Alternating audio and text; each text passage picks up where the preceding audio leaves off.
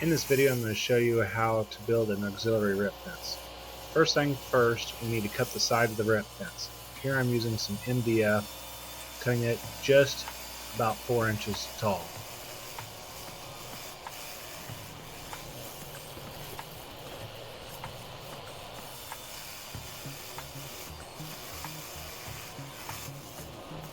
Now I'm going to cut spacers that will go between the two pieces of MDF, which will act as braces to keep everything straight and aligned.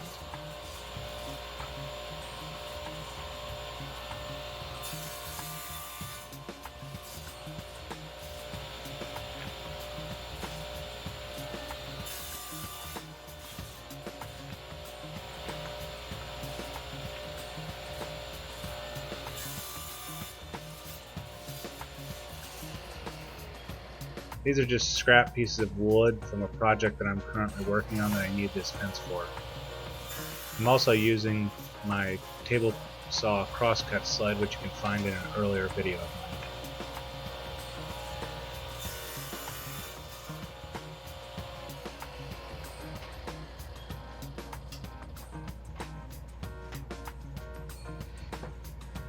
Here's how it's going to look once I get all the braces screwed in between the two pieces of MDF. First things first, I'm going to measure out the very ends of where the brace is going to be, and then I'm going to evenly space them out.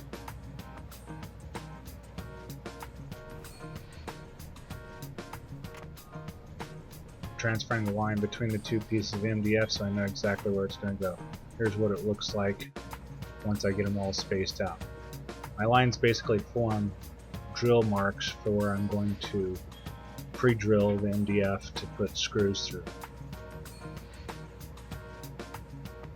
I'm not going to glue the spacers in between the MDF, so I can remove them if need be later down the road, or replace them with longer ones or big ones.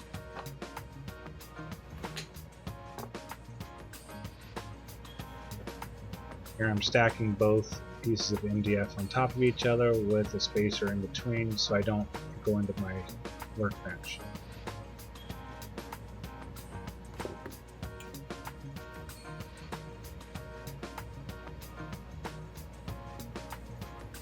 This will allow me to drill both pieces of MDF at the same time. I'm just going to transfer the marks that I made on the edge to the side here with this square.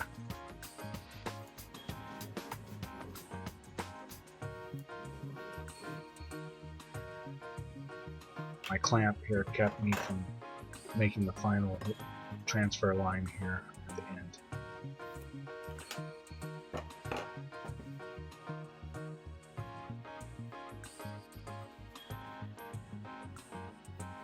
Now I'm just going to drill out 2 holes for each brace all the way through both pieces of MDF so I can use 2 screws per brace.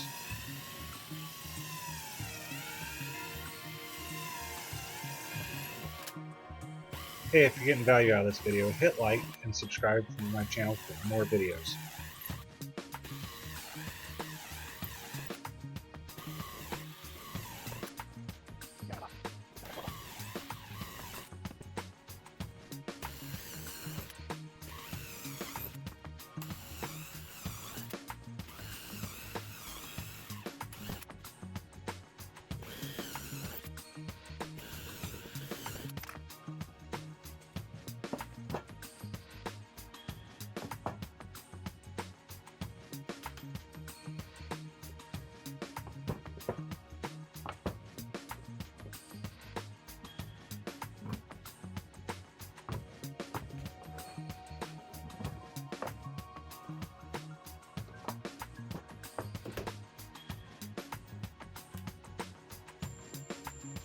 Now that I've got holes drilled through each one, I'm going to put a countersink bit in my drill, and I'm going to put a little bit of a countersink on each hole.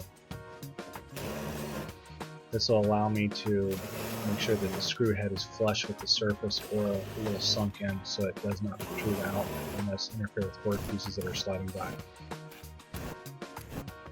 I also used the side that was split out from the edges from the drill. That way it ends up smoothing it off in the process. Here I want this first piece to be flush on the outside here and the in. I don't care if one side's sitting up a little or indented in a little bit, because it really won't matter as long as I keep the pieces straight.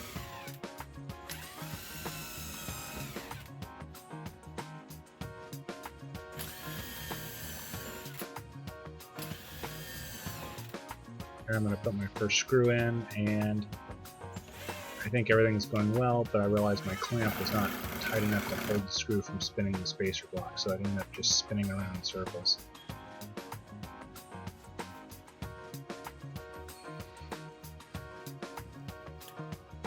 Just back the screw out, hold it in place, and then screw it down nice and tight so it doesn't twist. I'm going to continue with this process till all the screws are put in one side of the MDF and into the spacer, then I'll flip it over into the other side.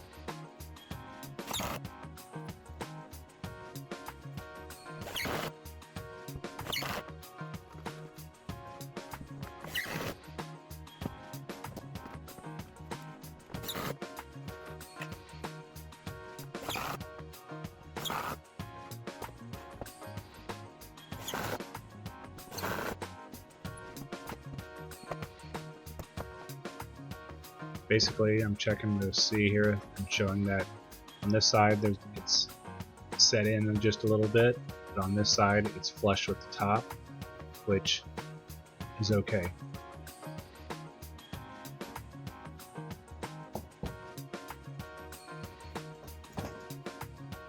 So my spacer blocks are basically wide enough to get one of these little clamps in and clamp it to my actual fence.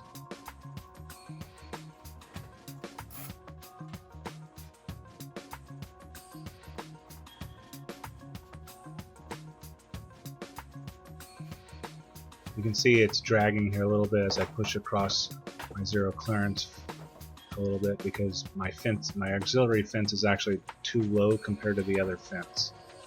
What happens is when the other fence gets tightened down, it pulls it down closer to the tabletop, and by default, since this isn't part of it, it's sitting down tight with the tabletop already, so I just undo it and lift it up just a little bit.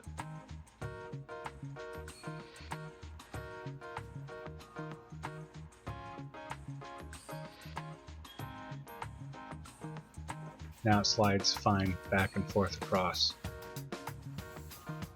Take notice here that my screws for my spacers on either side of the blade are out of the area of where the saw would actually run, so that I won't hit them with the saw.